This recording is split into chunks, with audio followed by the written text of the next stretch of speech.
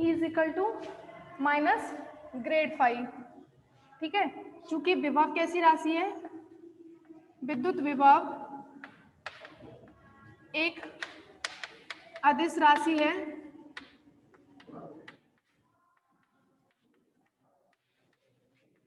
इसलिए यह विद्युत अदिश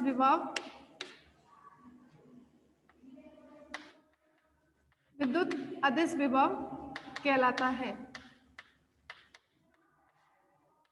इसी प्रकार चुंबकीय क्षेत्र में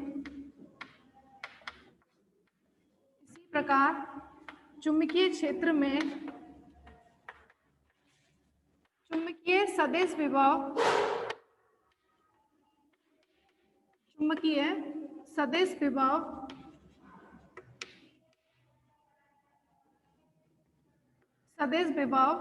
जिसको हम किससे प्रदर्शित कर रहे हैं, चुंबकीय सदिश विभव ए वेक्टर। ठीक है, चुंबकीय सदिश विभव ए वेक्टर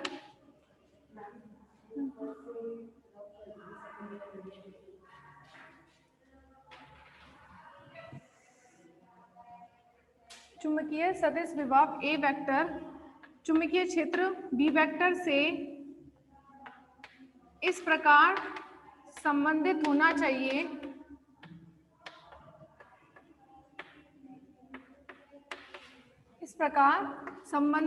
चाहिए कि डाइवर्जेंस ऑफ बी वेक्टर का मान शून्य हो। ये चीज मैंने आपको कल बताई हुई है कि डाइवर्जेंस ऑफ बी वेक्टर क्या होता है, आपका जीरो होता है। डाइवर्जेंस ऑफ बी वेक्टर क्या है, B dot D L flux, चुंबकीय flux, B dot D L ही तो होता है चुंबकीय फ्लक्स, या बी डॉट डी आता है पृष्ठ समाकलन, चुंबकीय फ्लक्स बटे प्रति एकांक आयतन। फ्लक्स प्रति एकांक आयतन ही क्या कहलाता है, डाइवर्जेंस ऑफ बी वेक्टर। अब चूंकि चुंबकीय बल रेखाएं कैसा है, बंद वक्र बनाती हैं, तो बंद वक्र बनाएंगी तो टोटल फ्लक्स कितना हो जाएगा, जीरो। जितनी बल रेखाएं प्रवेश करेंगी उतनी ही उसमें से निकलेंगी पृष्ठ में से, तो इसका मान जीरो होने के कारण डाइवर्जेंस ऑफ बी वेक्टर का मान सदैव कैसा होता है, शून्य होता है। तो बी वेक्टर चुंबकीय सदिश विभव से इस प्रकार संबंधित होना चाहिए कि डाइवर्जेंस ऑफ बी वेक्टर का मान शून्य हो। ठीक है, तो यदि हम ऐसा लें B vector is equal to del cross A vector, हमने चुंबकीय क्षेत्र में जैसे विद्युत क्षेत्र में ई वेक्टर को विद्युत अदिश विभव से संबंधित इस प्रकार संबंधित होता है, उसी प्रकार हमने चुंबकीय क्षेत्र में चुंबकीय क्षेत्र को चुंबकीय सदिश विभव से इस तरीके से संबंध मान लिया कि बी वेक्टर जो है कर्ल ऑफ ए वेक्टर के इक्वल है। तो इस केस में क्या होना चाहिए कि डाइवर्जेंस ऑफ बी वेक्टर का मान शून्य होना चाहिए। और देखो होता है कि नहीं डाइवर्जेंस ऑफ बी वेक्टर, दोनों पक्षों में यदि आप ऐसे लें divergence of B vector is equal to कितना होगा, divergence of del cross A vector. ठीक है, तो इसका मतलब क्या हो रहा है, किसी वेक्टर का कर्ल का डाइवर्जेंस।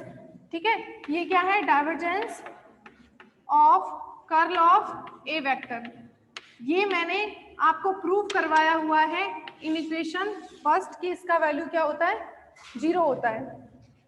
आप कोई ए वेक्टर लेते हैं, उसका आपने कर्ल निकाला कार्तीय निर्देशांकों में, कर्ल ऑफ ए वेक्टर का आपने डाइवर्जेंस निकालते हैं, तो उसकी वैल्यू क्या आती है, हमेशा जीरो आती है। इस प्रकार इसीलिए हम चुंबकीय क्षेत्र बी वेक्टर को चुंबकीय सदिश की फॉर्म में इस तरीके से लिख सकते हैं। इसी प्रकार चुंबकीय क्षेत्र चुंबकीय सदिश विभव ए वेक्टर चुंबकीय क्षेत्र बी वेक्टर से इस प्रकार संबंधित होना चाहिए कि डाइवर्जेंस ऑफ बी वेक्टर का मान शून्य हो। ठीक है, यदि हम ऐसा लेते हैं B vector is equal to del cross A vector, तब डाइवर्जेंस ऑफ बी वेक्टर क्या है, जीरो प्राप्त होता है। अतः B vector is equal to del cross A जो हमने माना था वो क्या है, सत्य है, वो संबंध क्या है हमारा, सही है।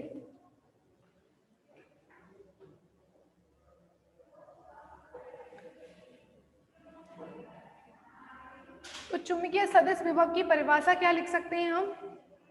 किसी बिंदु पर चुंबकीय सदिश विभव ए वेक्टर का कर्ल उस बिंदु पर चुंबकीय क्षेत्र को प्रदर्शित करता है। इस प्रकार हम कह सकते हैं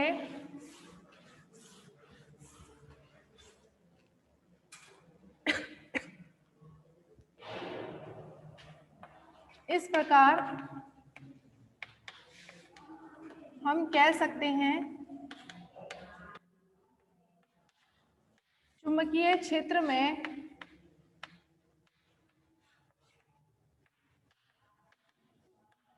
किसी बिंदु पर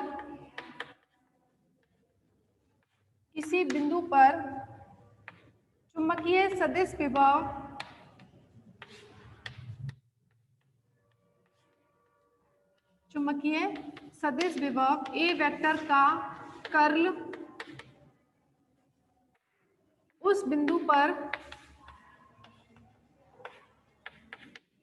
चुंबकीय क्षेत्र को प्रदर्शित करता है।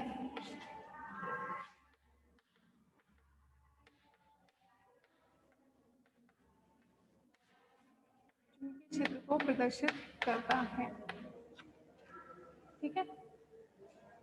अच्छा, ये चीज तो मैं प्रूफ करके बताऊं कि इसका curl, divergence of A curl A vector 0 होता है। देखो यहाँ पर, वैसे इसमें इसकी जरूरत नहीं है, यदि आपसे चुंबकीय सदिश विभव पूछा जाता है तो इतना लिखना काफी है, बट ये मैं बता देती हूँ कि ये कर्ल ऑफ ए वेक्टर 0 कैसे होता है। Divergence of curl of A vector हमें 0 प्रूफ करना है। ठीक है, तो आपको पता है ए वेक्टर क्या होता है? A x I cap, A Y J cap, A Z के cap. A x A y A z are the component of A vector along x y z axis. तो इसका देखो कर्ल का मतलब क्या होता है कि डेल ऑपरेटर का क्रॉस प्रोडक्ट, और डाइवर्जेंस का मतलब क्या होता है? डेल ऑपरेटर का डॉट प्रोडक्ट। ठीक है, ये इसका मतलब होता है डॉट प्रोडक्ट और इसका क्रॉस प्रोडक्ट। तो पहले हम क्या करेंगे? कर्ल ऑफ ए वेक्टर निकालते हैं, यानी कि डेल ऑपरेटर का क्रॉस प्रोडक्ट। ठीक है, तो इसका कार्तीय निर्देशांकों में पूरा डेरिवेशन बताया हुआ है। वो कितना होता है? I cap J cap K cap. Del operator को क्या लिखते हैं? Del by del X, del by and del by del Z. A vector के कंपोनेंट क्या होंगे? A x A Y and A Z. ठीक है, तो यहां से इसको सॉल्व करेंगे। हाँ, जिसने क्लास ली है वो बोल रहा है कि करा दिया है ये पहले।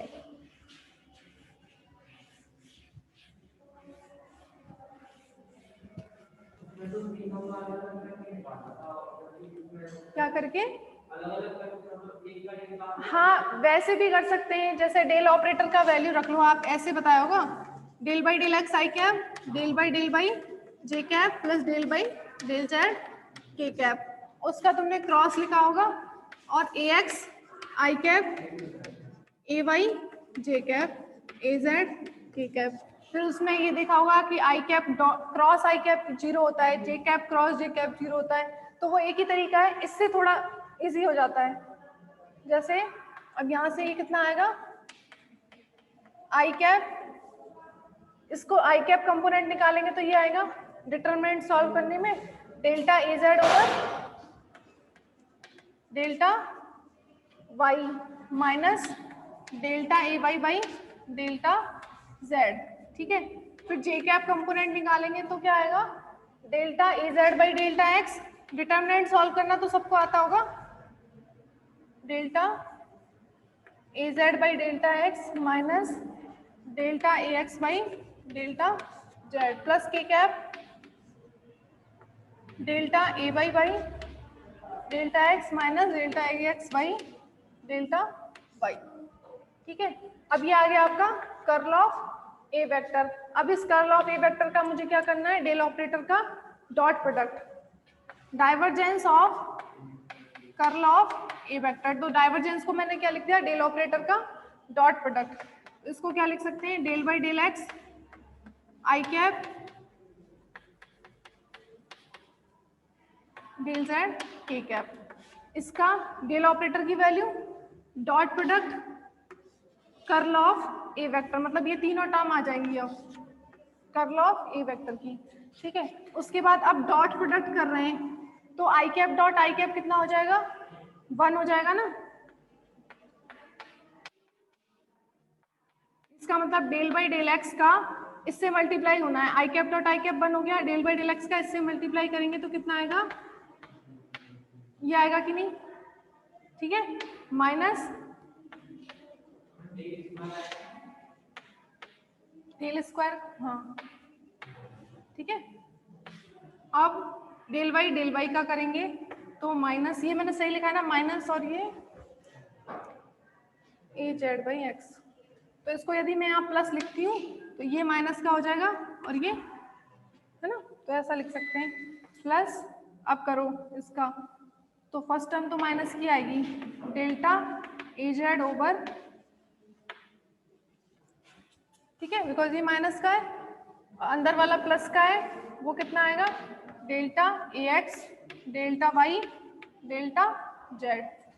Third term K cap dot K cap 1 Z से करिए, delta Z delta X minus del square आएगा सब में,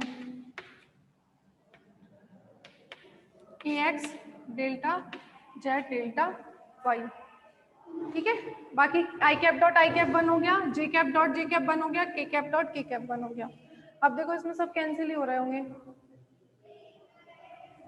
एक्स वाई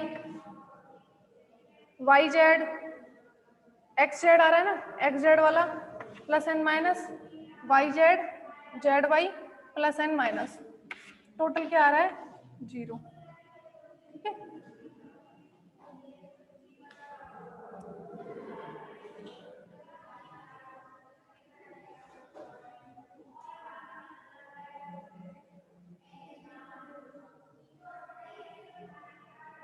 अब है आपका चुंबकीय सदिश विभव के लिए पॉइसन समीकरण, चुंबकीय सदिश विभव के लिए पॉइसन समीकरण। अच्छा, विद्युत क्षेत्र में पॉइसन समीकरण क्या लिखी थी आपने, पॉइसन एंड लाप्लास विद्युत क्षेत्र में, घर जाके कॉपी फेंक देते हैं।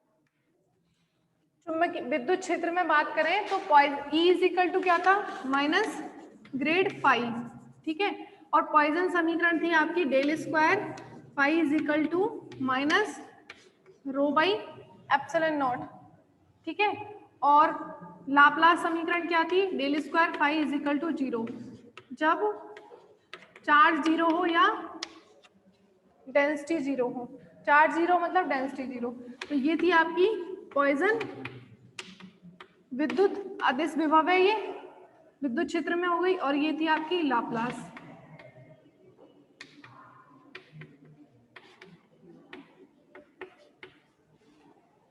ठीक है। तो अब देखो यहाँ पर जब पॉइसन समीकरण में विद्युत अदिश विभव आ रहा है, तो यहाँ पर पॉइसन समीकरण में क्या आएगा, चुंबकीय सदिश विभव, ठीक है, विद्युत क्षेत्र में आ रहा है विद्युत विभव, तो चुंबकीय क्षेत्र में क्या आएगा, चुंबकीय विभव, और वो कैसी राशि है, सदिश है, इसलिए उसको चुंबकीय सदिश विभव बोल सकते हैं। तो स्टार्ट कहाँ से करना है, एम्पियर के नियम के अवकल रूप से, ठीक है, एम्पियर के नियम के अवकल रूप से, एम्पियर के नियम के अवकल रूप से क्या आता है, del cross B is equal to कितना था, म्यू 0 जे, अवकलन रूप ये था, अभी अभी निकाला था अवकलन रूप, ठीक है। यहाँ चुंबकीय क्षेत्र कैसे संबंधित होता है इससे, यहाँ चुंबकीय क्षेत्र B vector is equal to कितना होता है, डेल क्रॉस ए वेक्टर, ठीक है, चुंबकीय सदिश विभव।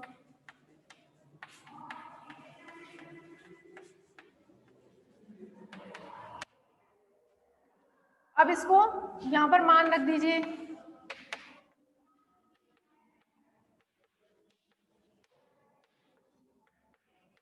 एक बार दो से क्या आ जाएगा, डेल क्रॉस बी वेक्टर को क्या लिख सकते हैं आप, डेल क्रॉस ए वेक्टर, ठीक है, इज इक्वल टू कितना आएगा, म्यू जीरो जे। अब इसको ओपन करने का क्या तरीका है, A cross B cross C को मैथ में क्या होगा, कितना होता है,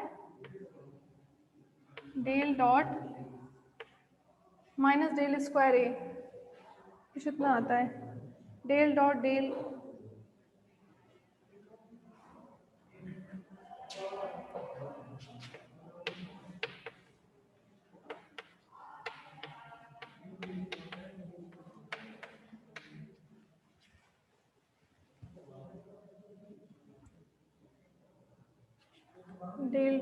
del dot A minus del square A.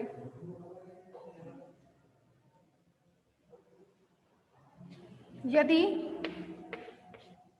Divergence of A vector 0 है तो समीकरण 3 से क्या लिख सकते हैं आप, del square A is equal to कितना आएगा, माइनस म्यू जीरो जे। ये कहलाती है चुंबकीय क्षेत्र में पॉइसन समीकरण। ठीक है, जैसे विद्युत क्षेत्र में क्या होती है, यहाँ पर क्या आ रहा है, चुंबकीय सदिश विभव, विद्युत क्षेत्र में यहाँ पर क्या आता है, चुंबकीय अदिश विभव, ठीक है, इज इक्वल टू यहाँ पर चुंबकीय पारगम्यता आती है, ठीक है, वहां पर क्या आता है, विद्युतशीलता, ठीक है, यहाँ पर चुंबकीय क्षेत्र में चुंबकीय पारगम्यता और विद्युत क्षेत्र में विद्युतशीलता, म्यू नॉट इसी के तो इनवर्सली प्रोपोर्शनल होता है 1/एप्सिलॉन की, ठीक है, इसी के इक्वल होता है। तो विद्युत क्षेत्र में तो विद्युतशीलता आती है और चुंबकीय क्षेत्र में चुंबकीय पारगम्यता। अब विद्युत क्षेत्र किसकी वजह से होता है, धारा या धारा घनत्व की वजह से, और चुंबकीय क्षेत्र सॉरी विद्युत क्षेत्र किसकी वजह से होगा, आवेश या आवेश घनत्व की वजह से। समझ सकते हैं ना इससे, तो कंपेयर ऐसे कर सकते हैं ना, ऐसे लिख लीजिए विद्युत क्षेत्र में,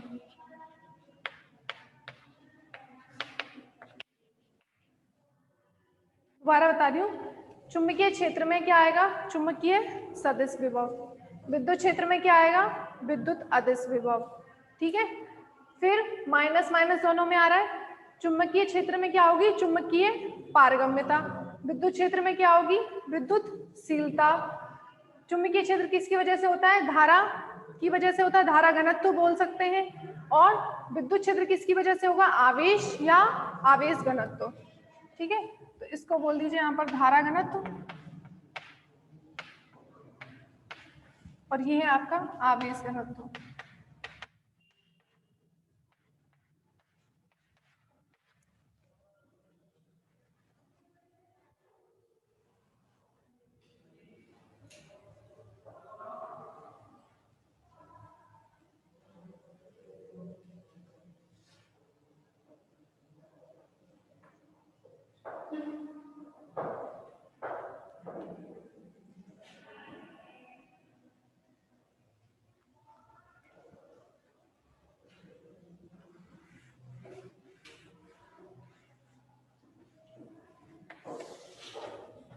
अब देखो यहाँ पर विद्युत क्षेत्र में विद्युत विभव क्या होता है,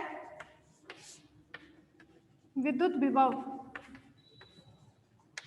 फाई इज इक्वल टू कितना होता है, के क्यू बाई आर, क्योंकि आवेशों के कारण होता है विद्युत क्षेत्र, और विभव कितना होता है, के क्यू बाई आर, और क्यू इज इक्वल टू कितना होता है, यदि आवेश घनत्व है रो,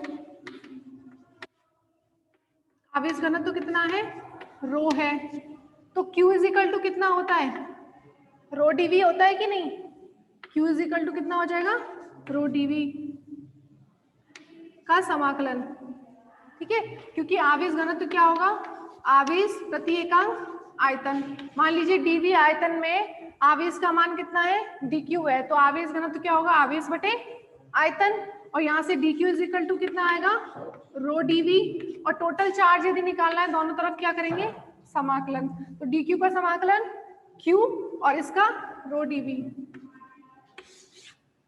ठीक है, तो q इतना होता है, तो फाई इज इक्वल टू क्या लिख सकते हैं, k डिवाइड बाई r समाकलन v रो dv। तो फाई को आप ऐसा लिख सकते हैं विद्युत क्षेत्र में। ठीक है, अब विद्युत विभव है ये। इसी प्रकार तुलना से चुंबकीय सदिश विभव को क्या लिख सकते हैं आप, ये तुम ही बताओगे। चुंबकीय सदिश विभव, यहाँ पर k की जगह मैं 1/4πε0 लिख सकती हूँ ना, एक ये लिख दीजिए 1/4πε0 r।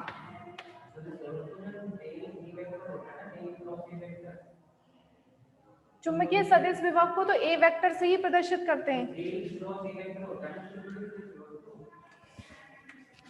B is equal to होता है डेल क्रॉस ए, ये होता है चुंबकीय सदिश विभव और ये होता है चुंबकीय क्षेत्र।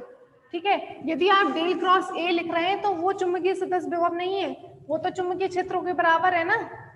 ए वेक्टर को ही, सिर्फ ए वेक्टर को ही चुंबकीय सदिश विभव बोल रहे हैं। ठीक है, तो अब आप बताइए ए वेक्टर कितना होगा, ये तो हो गया विद्युत क्षेत्र में विद्युत अदिश विभव, तो चुंबकीय क्षेत्र में चुंबकीय सदिश विभव कितना होगा, 1/4π लिख सकते हैं। 1/ε0 को क्या लिख सकते हैं, म्यू नॉट, तो म्यू नॉट क्या आ जाएगा ऊपर डिवाइड बाई आर, और यहाँ पर आवेश घनत्व तो आएगा, यहाँ पर धारा घनत्व। आवेशों के कारण विद्युत क्षेत्र होता है, धारा के कारण चुंबकीय क्षेत्र, धारा घनत्व JdV। तुलना से ही लिखा है।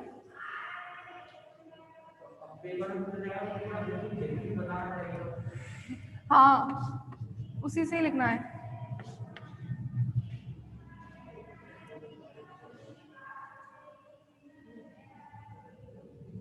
ठीक है,